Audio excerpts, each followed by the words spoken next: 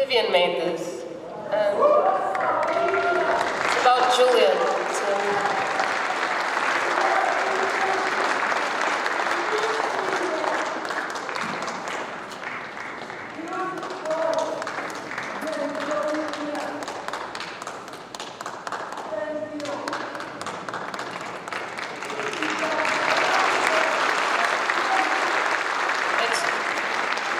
Vivian's written point by point the injustices about Julian's case, and we miss her dearly.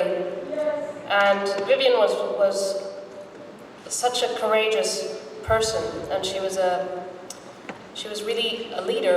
And it got me thinking about how important each and impactful courageous people are. You know, whether they're someone high profile like Julian or Vivian Westwood, or just a regular person. They have the capacity to lead and to compel. And campaigning isn't just about going on a march every few months. It's a daily thing, you know. It's about telling everyone you know, finding the right occasion, but telling people about what you care about, why you care about it. Simple as that. It's not about slogans.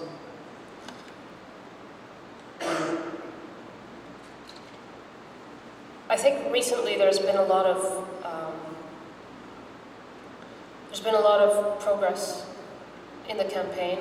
I mean, it's been building and building, and the October Hands Around Parliament was absolutely amazing, and today again has been extraordinary. I mean,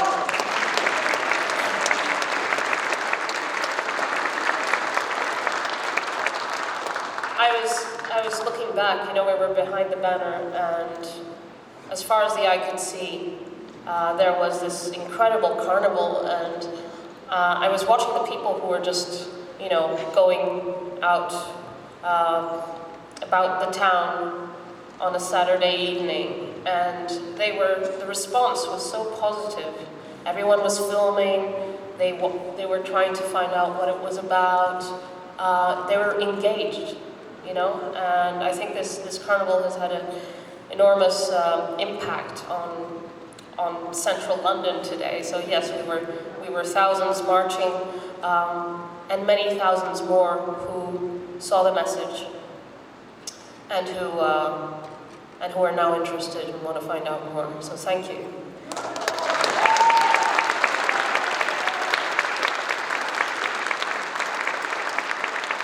And tell all your friends and colleagues and family about what success this was today,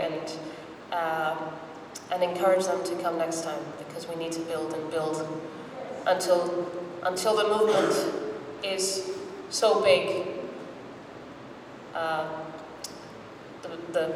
Those in power and the courts realize there's nowhere else to go but to free Julian.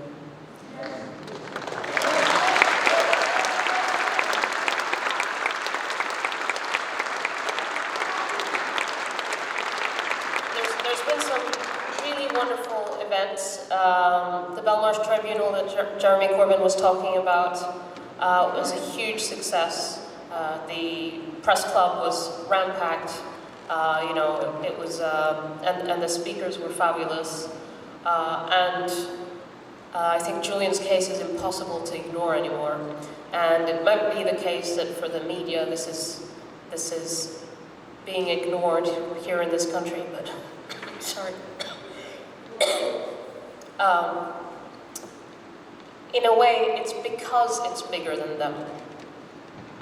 They don't know how to talk about it because it is bigger than them. And then eventually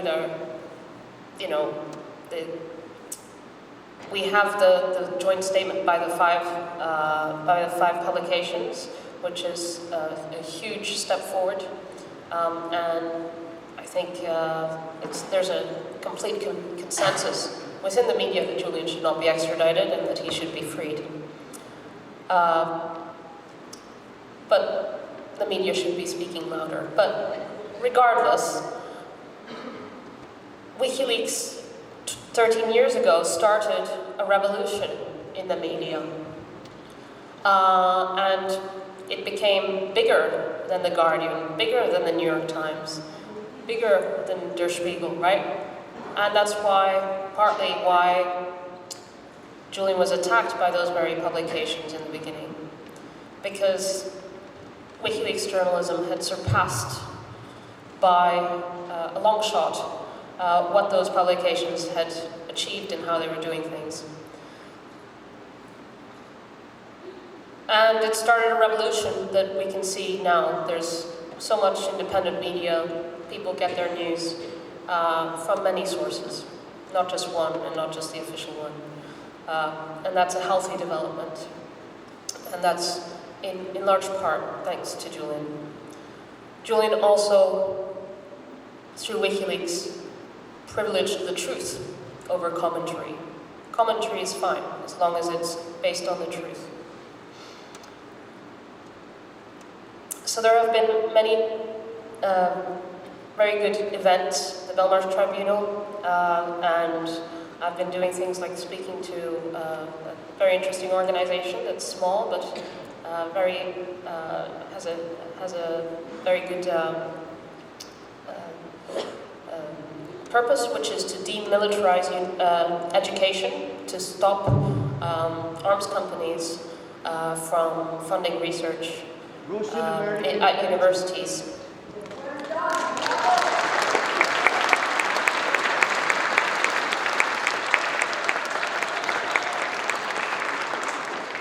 And there's also the environmental groups who have become aware of what WikiLeaks has done to publish, to expose how oil companies and so on lobby countries to take policies that are detrimental to the environment and to the countries, detrimental to each country's individual self-interest out of for political expediency. So there are different movements that are becoming aware of Julian's importance and relevance of the WikiLeaks publications, and that actually that Julian's imprisonment is an attempt to punish the messenger for uncomfortable truths that affect all of us in many different areas of life. I think you probably most want to hear how Julian's doing. And he's in a difficult situation, and he's a very strong person. And he's human. That means that there are good days and there are bad days. Good days is probably an overstatement, but sometimes it's easier to cope than others. And just this week, we were on the phone, and he told me that the cell above him had been flooding. So it was dripping into his cell. And specifically, there were several leaks coming onto his bed. And I asked him, well, how are you going to sleep? Because they had, the prison guards had put some buckets or something on the bed to collect the leaks. He had 3 buckets on the bed, and they weren't all in one corner, they were like in different parts of the bed. And I said, so how are you going to sleep? And he said, well, maybe if I contort my body and do like an L shape, then maybe I can sleep on the bed. And then the next day, he said the water had evaporated, but had formed some stalagmites. So this kind of cementy water had evaporated and then formed these like cement pyramids or something like that in these buckets. So that's Julian's day-to-day existence. That's what he has to deal with apart from fighting this enormous legal battle. And that's the reality of a place like Belmarsh.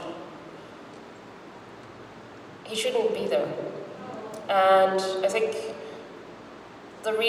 part of the reason why the movement to free him has so much force behind it is because it goes to very basic instincts. Because we're human beings, because we can reason, we can distinguish justice from injustice. And what Julian's going through, what's being done to Julian, is such an enormous injustice that whoever is denying it because they are part of the problem. They are part of the ones who have, for some reason, in some way, are taking part in his torture.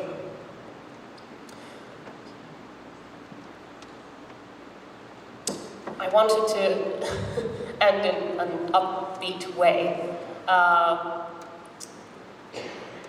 And that is that I'm convinced that we will win this. There's no other way.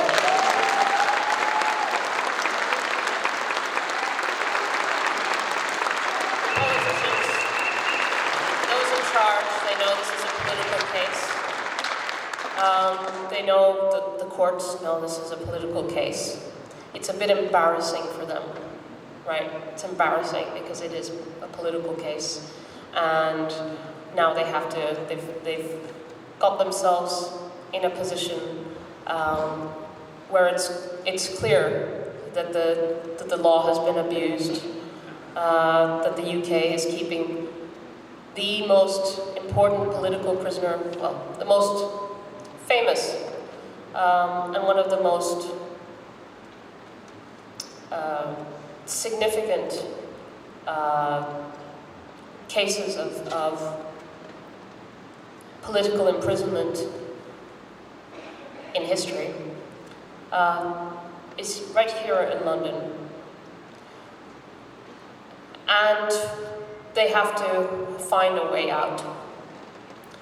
And the louder we shout, and the more we grow, the quicker Julian will be released. So I ask you to keep on campaigning for Julian, not just in the protests, but day to day, keeping on your mind, think about what you can do. And also, if you're not on the don'textraditeassange.com email list, please sign up. Read Neil Smeltzer's book, The Trials of Julian Assange. Read Stefania Marizzi's book, The Secret Power. And stay engaged, and I'll see you again.